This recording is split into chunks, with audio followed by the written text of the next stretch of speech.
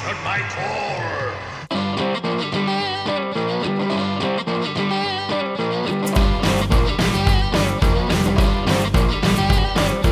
Greetings, Thunderians, and welcome back to the 80s Toy Museum.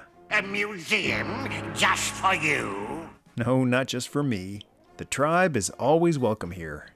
Yes, I am pleased to see that you are so agreeable. Thanks. Anyways, 3 years ago I said during the History of Thundercats Part 1 that the villains would be a tale to be told another day. Boy, does time fly when you're having fun. It's finally time to shed some light on the darkest part of Third Earth. Freed me from my eternal prison. It's the History of Thundercats, Bad Guys Edition. Featuring the LJN toy line from 1985 to 1987, plus a few unproduced prototypes for 1988. This piece of unfinished business was decided by the latest Patreon polls vote. Wise decision. Thanks for voting, good brothers and good sisters. To counter the 4 heroes that were released in 1985, 4 stinkers joined them on the pegs in Toys R Us's, Child's World stores, Kmart's, and the like. Leading the chicanery was this ancient spirit of evil. You need only know that I am mumm-ra. The ever-living. The Undertaker's got nothing on this dead man. As long as evil exists, mumm-ra lives. This malevolent mummy was packed with accessories. He had a sword, a squiggly dagger, a removable headdress that revealed a smooth dome that Kojak would be proud of. Loves you, baby.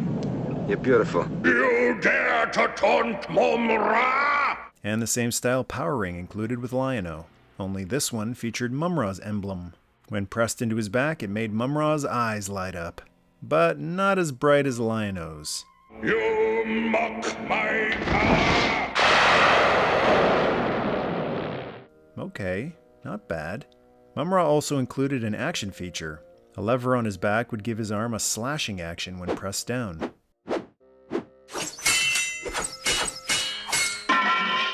Like Lion-O, he also included a small non-posable PVC figure for his second release, Ma-Mutt, the Pernicious Pooch.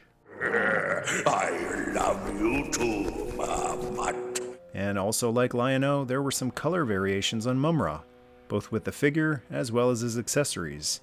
The rest of the baddies from 85 were the mutants. Not that kind of mutant. The dreaded mutants, the scourge of the universe. These were the kind that gave mutants a bad name. Yes. There was this slimy scoundrel. I am Slithe and I fear nothing. Yes. Except maybe soap. Let's see what you've got, Slithe. He included a battle axe, which he could use to destroy things by pushing the lever on his back down.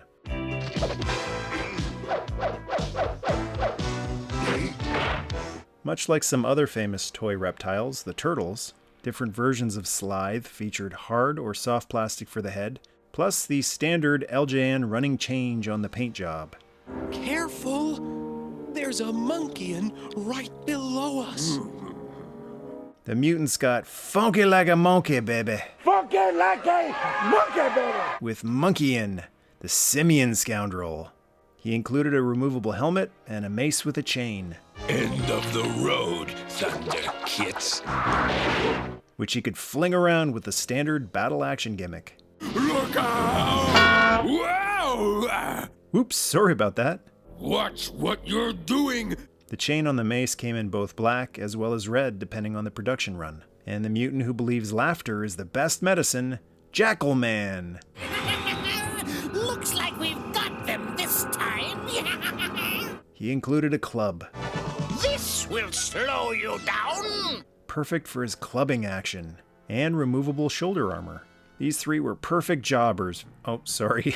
Enhancement talent for your Thundercats. If you think it's so easy fighting the Thundercats, try it yourself next time. A 5th villain was released in a box, which made the bad guys outnumber the good guys, rare for a toy line's initial year.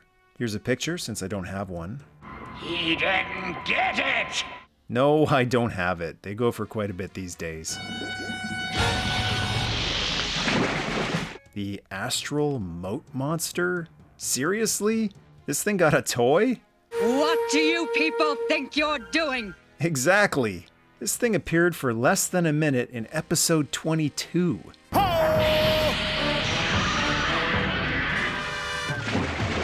Yet this gal doesn't get a figure? Evil Chaser First Class Mandora, Interplanetary Control Force. Who appeared in a starring role in episode 10 and had several more featured animated appearances, never got a figure? Makes no sense. Did LJN have a no female figure policy at the time? I doubt that. Hey, that's right. They had Chitara in the first year and Pumaira in the third year. Such a shame. I'm a big fan of cops as action figures. And Mandora was one of the coolest peace officers in the galaxy. I have to say you'd make a great Evil Chaser. Thanks, Mandy. Anyways, the Moat Monster didn't have any play features, but it showed the importance of scale to LJN, who made sure the figures were all different heights. And rather than shrinking this one down to fit it on a card, they made him supersized and gave him a boxed release. An odd choice for a figure in year 1 though, since he didn't appear until episode 22. The Astral Prison, which would be his only appearance on the show. And that appearance was after first appearances from characters like Vulture Man, Hammerhand, and Groon, who had multiple appearances on the show. You do have a point. While some villains had to forego the vehicles in the initial year of their toy run, like Cobra and Skeletor's gang, the ThunderCADS had plenty of transportation around Third Earth in their rookie year. Mutant technology.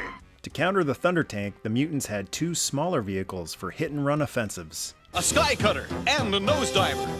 The Sky Cutter had trigger-activated flapping wings. They're sky cutters. Mutant ships.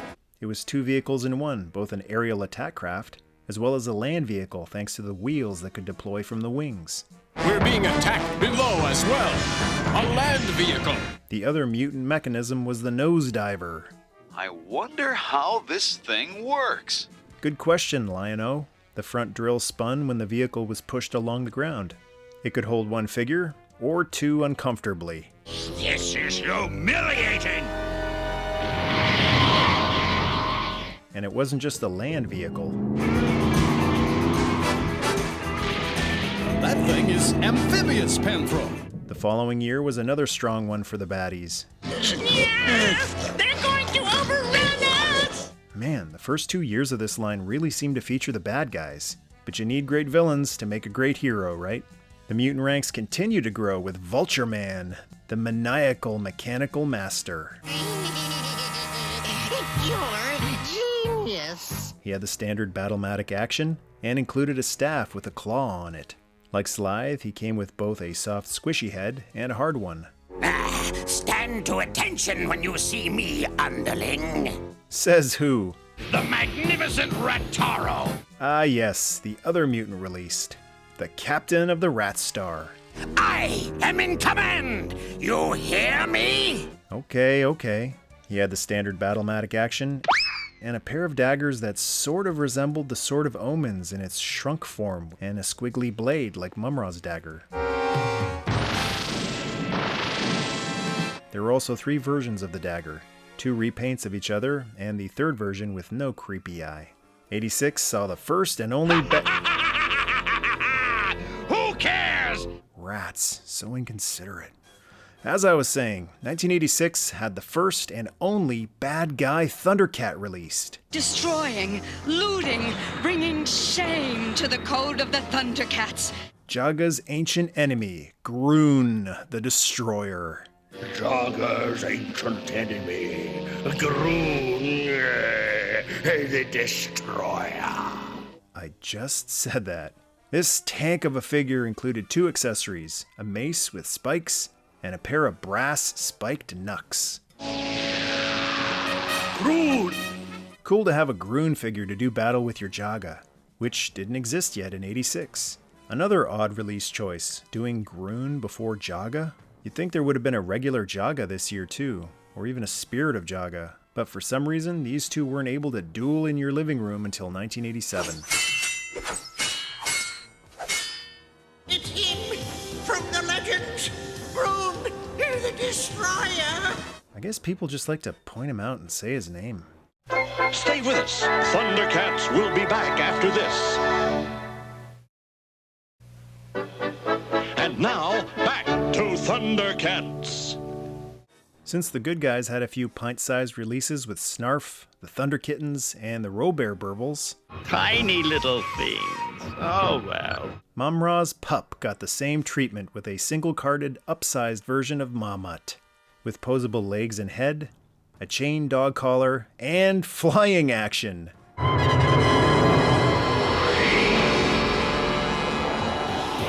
Good grief, Robear Bob. Who's a good boy? Yeah, good boy. You are indeed a mummy's best friend. That's not it for the baddies, though. While the good guys got adorable robotic teddy bears, the villains got insane pirates! Hey, me hearties! The Berserkers plundered and pillaged Third Earth with 4 figures released. You have the gold mumm-ra promised us, of course. Oh man, more mercenaries. Yes, I've got the gold. I could easily lose control and go berserk if you try to trick me. Relax, here it is. Mercenaries. While still released on card and bubble, these figures were a bit bigger than the standard carded figures. Also different is that the bubble extended through the card to the back to accommodate the width of them. Plus, they had individual card art. They really feel like a subset or a different line apart from the rest of the carded ThunderCats. The figures had a much different appearance than they initially did in the animated series, but in another display of Synergy Matters, their appearance was changed on the show in the 5-parter ThunderCats Ho to match the toys. Yipe! Isn't that? Yep, it's Hammerhand. They were led by Hammerhand, whose play feature was a squeezing mechanical hand.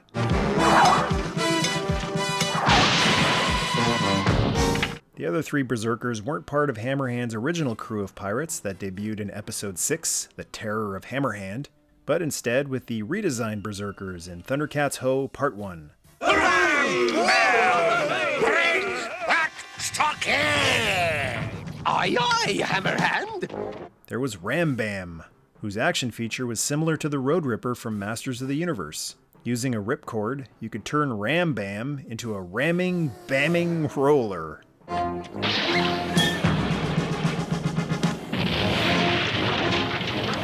Next was Cruncher. Me? Yes, you. Ugly enough, ain't it? Ain't it? Well, you're not exactly the face man of the Berserkers, that's for sure. Cruncher's action feature was, appropriately enough, a bear hug crunching action. The second most powerful bear hug in the universe. Who was the most powerful? Why, the legend, of course. Bruno Sammartino. Oh, there's the bear hug! Boy, Sammartino! And Top Spinner had a cyclone action similar to the previous year's Cyclone from Masters of the Universe. Top Spinner! Do your stuff! His feature also came a close second to another legendary wrestler's version, the Texas Tornado Kerry Von Erich's Discus Punch. The Texas Tornado Punch out of nowhere! Wait a minute, Cadre! That is a closed fist, that's an illegal move, McMahon! With so many villains released in Series 2, you'd think they'd skimp on the vehicles, right? Nope. What is that thing? 86 saw the release of the biggest, baddest tank on Third Earth since, well, the Thunder Tank. Weren't expecting the Fist Pounder, were you, Snowman? The Mutant Fist Pounder put Hammerhand to shame with its dual fist pounding action. Best of all, like all the other vehicles, no batteries required to make its play feature work. The fists would pound everything in their way simply by rolling the fist pounder forward. This thing could be trouble. You got that right, Panthro. It also held more figures than the Thunder Tank, 3, And the Eagle's Nest seat featured a seat belt, because even evil people know the importance of safety while traveling in a vehicle. Vital for head-on collisions with the Thunder Tank. The fist pounder has been waiting for this. And that's still not it for 86. What manner of chamber is this? The cats got their lair, so the baddies got Mumm-ra's Tomb Fortress. While not as big as the cat's lair, it's still huge. And incredibly creepy. Actually, it's quite pleasant. The playset included a new figure, mumm-ra pre-transformation. He's a pretty basic figure with only a movable head and arms. But when a character can transform from a timid figure to a powerful one, it's great to have both versions. The Tomb Fortress was all about that transformation gimmick too. What's that thing? It looks like some kind of casket. The decrepit mumm-ra could fit in the casket, and then with a spin, Ancient spirits of evil, transform this decayed form to mumm-ra. a transformed, powerful mumm-ra would emerge. Really cool how the molding here is specifically made to hold the original mumm-ra figure. Although I guess you could use some other figures for famous transformations. By the power of Grayskull.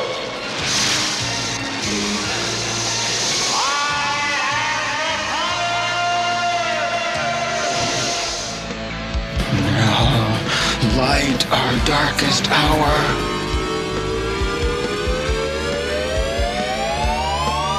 Arise, Rodimus Prime.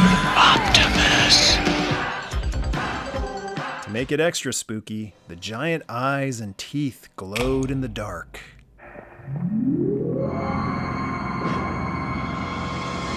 On either side of the tomb were statues similar to the ancient spirits of evil statues on the show. Look, those statues.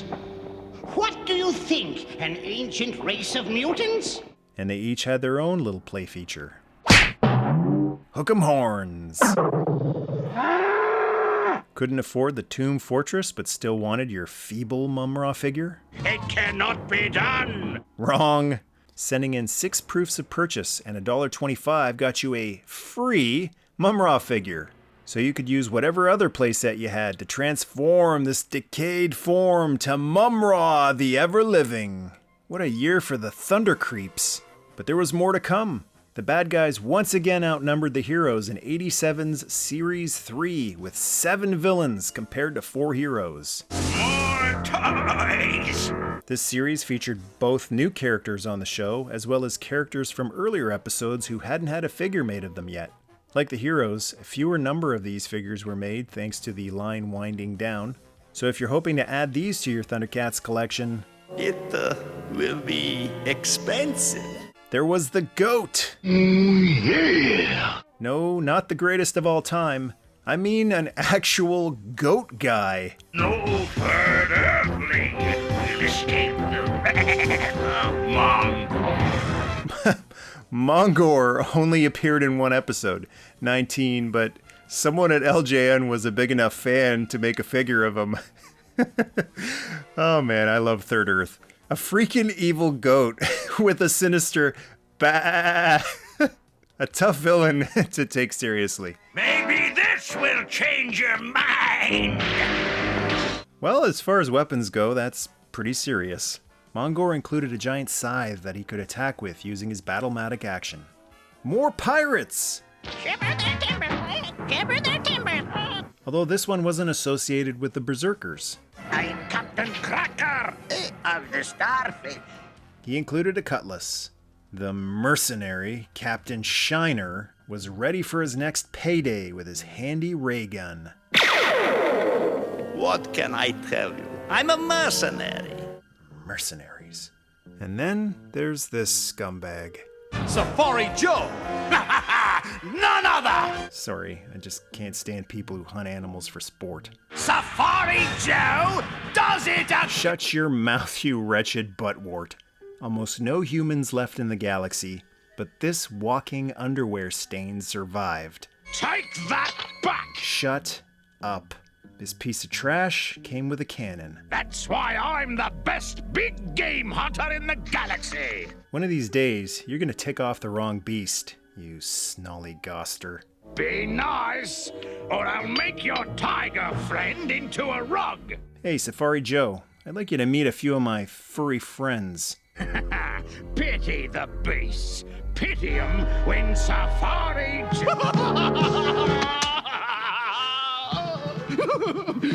Please, please, no, please, don't hurt me. Yeah, that's a shame. Thundercats are loose again after these messages. And now, back to Thundercats. Sand devil under the deep earth. Driller was another character with multiple animated appearances to finally get a figure. My services for your diamonds. Good, because I'm all out of gold, thanks to all these mercenaries. The subtitle Rampagers was featured on his card, similar to the previous year's Berserkers. His action feature was similar to the first year's Nosediver, a spinning drill bit. The drill end could be opened up though to act as a tripod so the figure could stand on his own. Who is that? That's the other Rampager, the Stinger. No, not that Stinger. This thing wasn't featured on the show at all. He gets a figure, but Mandora doesn't. The Stinger's action feature was clear flapping wings. And the Stinger Splash! If you wanted to break those wings off, that is.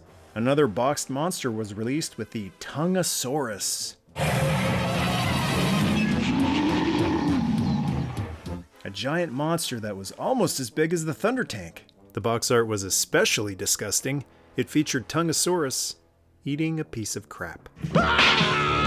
Its action feature was a grabbing tongue. Quite a big release for a character that only appeared in one episode. 87 was light on the vehicles. You're right about that. Actually, no vehicles, just some accessory packs. The Luna Lasher featured Captain Shiner on the box art and had an action feature of pounding arms similar to the Mutant Fist Pounder. It never appeared on the show. Mandora's bike did, several times.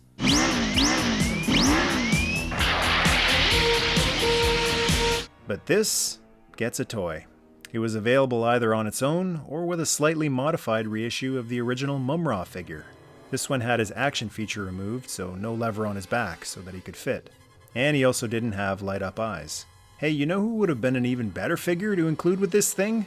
Mandora, Evil Chaser, First Class, Force 5 Control. And instead of a Luna Lasher, maybe make it Mandora's bike? Never mind. What could you expect from an inexperienced oaf and a fuzzy shrimp? Huh.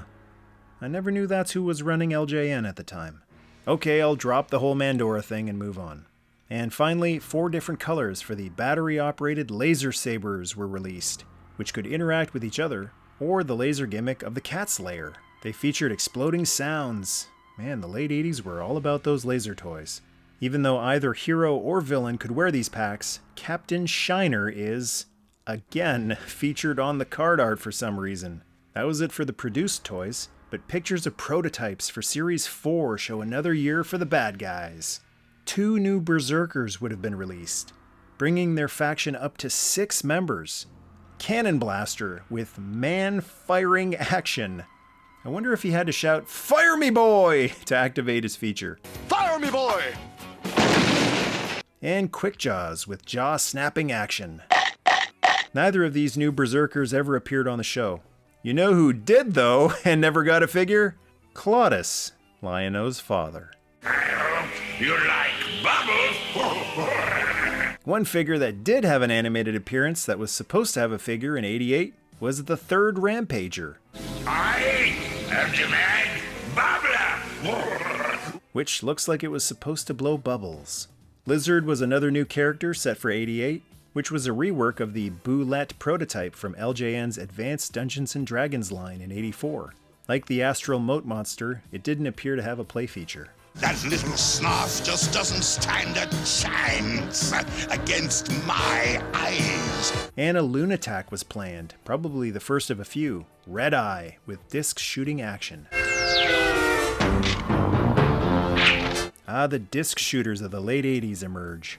A couple of repaints of the original main hero and villain were planned. A red repaint of Lion-O, aka the evil Mirror Lion-O from the episode Fond Memories.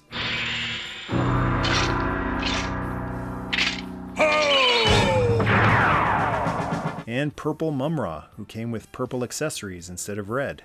Since Series 3 had been so light on vehicles, Series 4 was going to make up for it with 2 huge vehicles for the heroes, and the Lunatacker for the Lunatacs. This rolling robotic dragon had clawing action, as well as my personal favorite gimmick, shooting fireballs! Kinda reminds me of the 2000X He-Man Dragon Walker. That might make a nice stand-in for the Lunatacker. And is that Captain Shiner again in the catalog pictures? This guy's on everything. I assure you, it's your imagination. What is it about this dude that someone at LJN said, oh, this guy needs to be on all our marketing? Well, I guess it worked in a way, since I've got a Captain Shiner figure. And I don't know why. Maybe I should use him to model all my toy photographs. What do you think? The price will be high. Mercenaries. When Bandai revived the line in 2011, they released a 6-inch classic mumm-ra figure, as well as an 8-inch mumm-ra disguised as Red Lion-O exclusive figure. But closed up shop before they could get to any of the mutants, berserkers, or lunatacs. But then came Mattel and Super 7. There will be another time. Yes, that's a story for another video. I'm done. Phew, me too.